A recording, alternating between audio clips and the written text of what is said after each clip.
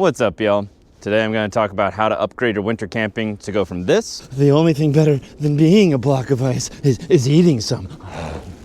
To this. It's hard living the best life ever, but somebody's got to do it. Let's get into it. One of the most important things you can have is a saw. You got to have something with you to cut wood. A lot of people go with a hatchet, but that's heavy. It takes a while. A saw is much faster for cutting through the big stuff. When in doubt, go with a saw. My first saw was the Sven-Saw 21-inch. Beautiful, cuts through wood like butter.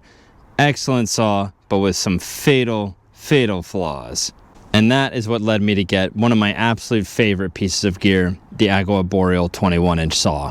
So both saws have a 21-inch blade. They cut great. They weigh about the same. But here are the two big reasons why the Agawa Boreal is just infinitely superior to me than the Sven-Saw. First and foremost is the setup. With the Sven-Saw, there's this little wing nut that is used to keep the blade in place while you're storing it. So you have to undo that, maybe make a cup of coffee, think about what you're gonna get your wife for your anniversary. And by the time you're done with that, you'll have, that's the other danger, the wing nut can fall off. If you look at the Sven-Saw website, they're basically like, don't worry. Well, I just have to pick that up off the ground, but don't worry, we have a second one that we keep attached. Personally, I would prefer a design where you didn't have to worry about a wing nut falling onto the ground and looking amongst the snow for an object yay big. But that's just me. So anyways, once you get the wing nut off, which all jokes aside, it doesn't take that long, it's just annoying. This is the real kicker though. So the good folks at Sven decided this is what they wanted you to do. There's two slots inside the handle.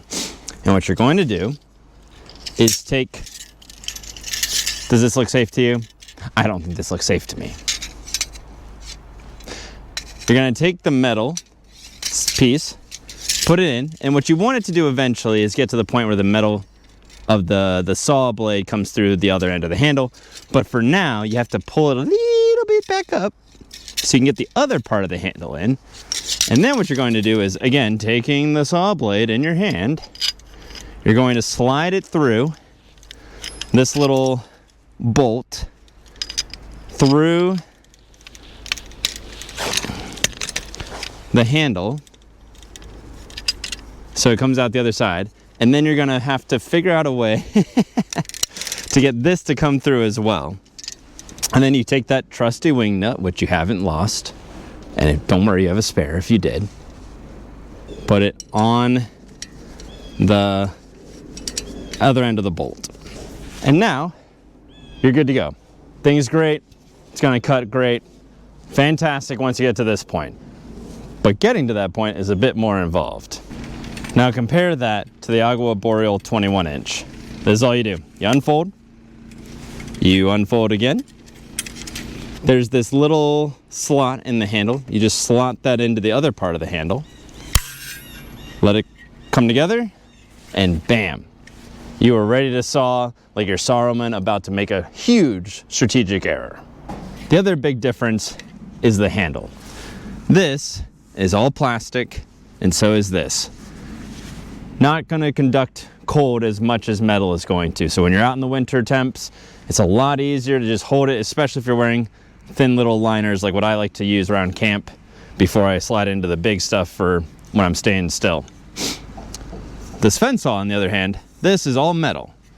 So again, when you're out there cutting wood, you're going to have, at least I'm going to have, thin liner gloves, just pulling the cold directly from that metal into your hand. It just gets a little chilly. It's not nearly as big of a deal. That's just like a minor inconvenience.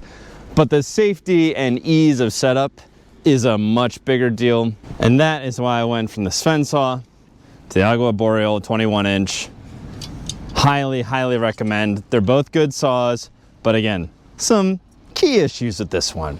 So if you want to upgrade your winter camping, get something that's easier to use instead. One of the most important items you can have on you in the backcountry is going to be your knife. Now, when I first started out, I got the Opinel No. 9. Great little folding knife.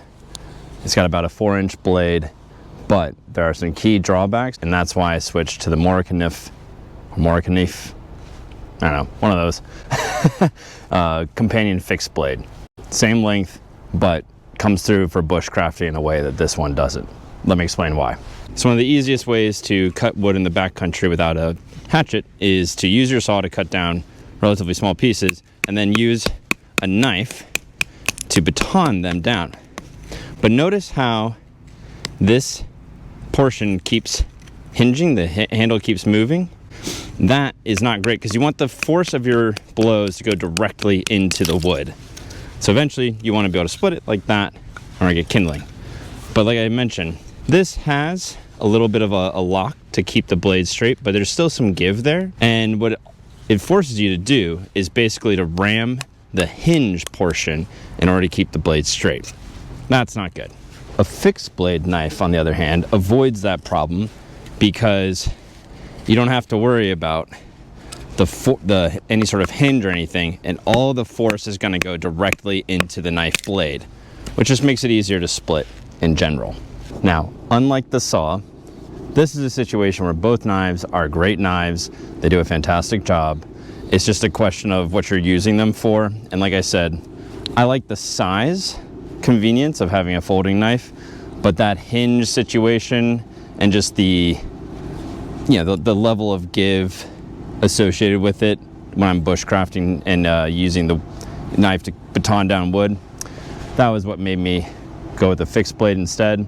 It's a little bit less convenient to carry around, but it is fantastic for what I'm using it for and gets the job done, and I don't have to worry about it. Another key item when you're outdoors is your pot, especially if you're melting snow for water. But in general, you're gonna be cooking, you're gonna be making hot cocoa or tea or coffee. A pot is essential. I went from the Snow Peak 0.9 liter to the MSR Alpine Stowaway 1.6 liter, and I'm so glad I did. Unlike with the saws, the Snow Peak Kettle is fantastic. I really enjoyed it. First, it has the bail handle, which is great for if you want to hang over a fire. It also has the little butterfly wings so you can pull it out of the fire if you just have it sitting directly on the coals or anything like that. It's been great. You know, it comes with a lid. So it's been fantastic, except for one key point, which was that it's just a little too small. Compare that to the MSR Alpine Stowaway. Again, simple, but it gets the job done. I have put this thing directly on the flames more times than I can count, and it's been fine. Both of these are stainless steel, so they're very durable, but still pretty light, which is a good thing. The biggest difference, though, is just the level of volume that you're going to get. And critically, yes, this is only a 0.9 liter and this is a 1.6, but the big difference is look at how much wider the base is compared to on the Snow Peak. That means you're going to be able to melt a lot more snow much more quickly because the snow is spread out over much broader area rather than being piled on top of each other like it would be in here.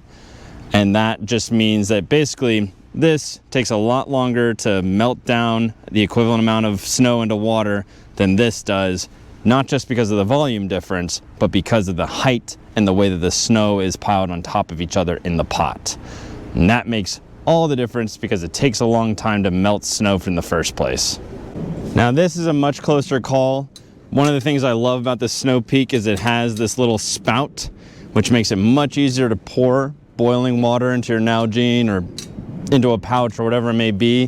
Whereas this, there's no spout, unfortunately. So it is a bit more tricky, but at the end of the day, this one works better than this for melting snow especially. And another reason I went with the bigger pot is because it's much larger and I can kind of use it as a pan, whereas this you can only really use as a pot. Thus far we've been talking about things you can do to take gear you already have and upgrade it to a better version. But this next item has just been an upgrade to my winter camping experiences in general. And that has been getting a chair. Ooh, it's nice. In this case, the NEMO Moonlite Elite. packs down small and provides some major comfort along the way. It's super easy to set up. You just unfold it, pull out the chair. This is going to be a base that you can use if you're in sand or mud or something like that. But then this is just the portion of the chair. So you just plug in the legs and then just attach the back. And voila, you have a chair. Now this is where a base can be helpful, because if you're just sitting in this, you know, it's going to sink down. But if you have the base on the legs, then that provides a bit more of a surface to sit on, and you won't sink down as much, which when you're a hefty little lad like me makes a big difference. That's one of the reasons I got this one instead of some of the other variations, is the bat comes with it. But the other big reason is, notice how these legs are, the long bar is running parallel to where you're sitting instead of perpendicular. I find that that is a more stable base.